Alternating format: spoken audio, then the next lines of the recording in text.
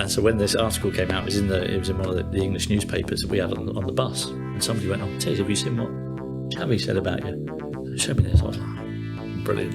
So I took the newspaper article and I walked down the front of the bus where Chris Nicholl was sat. I just put it in front of him and I went, "He knows what a fucking player is. He wouldn't have left me on the bench for 3 years."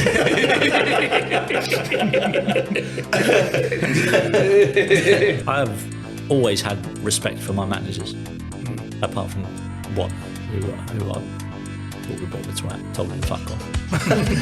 We'll talk about that later.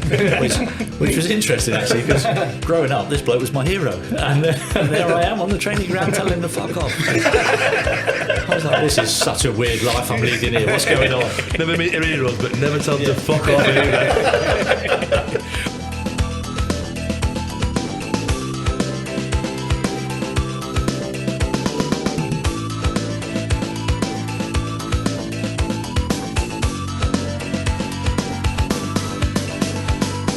One of his very first days in training, I was on the same side as him in a five-a-side match, and I wasn't always the best trainer in the world, and obviously in this five-a-side game I'd given the ball away quite cheaply, and then hadn't bothered to track back and try and win it back, so I just stood up at the top of the pitch, and Carl runs back and tackles his geezer, and then stands up and he starts digging me out in training for not running back.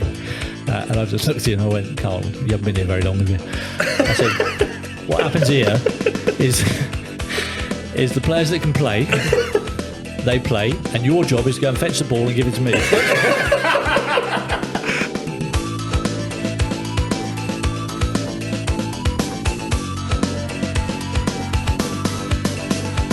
Did you see him in training before? Yeah, he trained with us, honestly, and I'm watching him in training and I'm thinking, has he won a competition to come and train with us or something? Like, he was crap, honestly.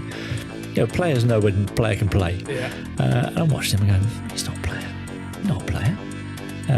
And so anyway, we trained for a couple of days leading up to this game against Leeds. And then we rock up at the Dell, 1:30 Saturday afternoon, sat in the change room, and he sat in there. We're like, fucking hell, that was a good competition. He's going to get to hear the team talk and everything. So anyway, Suey comes in and he names the team and then he goes substitutes. What? Right, have we got some kind of injury crisis here that we don't know about? So anyway, he sat on the bench, and after about half an hour he comes on as a run around, misses an absolute sitter. Right? He completely missed his kick in front of the goal. Runs around for a bit, couldn't trap a bag of cement, and eventually Graham Souness, he's had enough, and he substitutes him. So he came on as a sub, and then he got substituted, and then we never ever saw him again after that. He disappeared. Honestly, he was staying in a hotel, and even the people at the hotel went, "Oh, he just fucked off. He hadn't paid his bill or anything." So he left the bill unpaid, just gone. Took all shampoo with him and slippers. So the bloke who is renowned as probably the worst player ever to play in the Premier League is obviously one of ours at Southampton, and the worst bit about it was the bloke that he came on for as a sub was fucking me. So that's not embarrassing at all. So yeah, that was interesting times.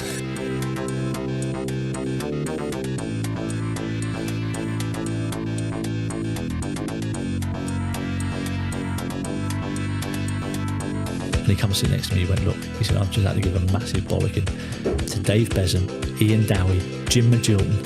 He said, "They're my senior professionals." He said, "And they're setting a bad example to the young kids in my team." He said, "And you're the captain."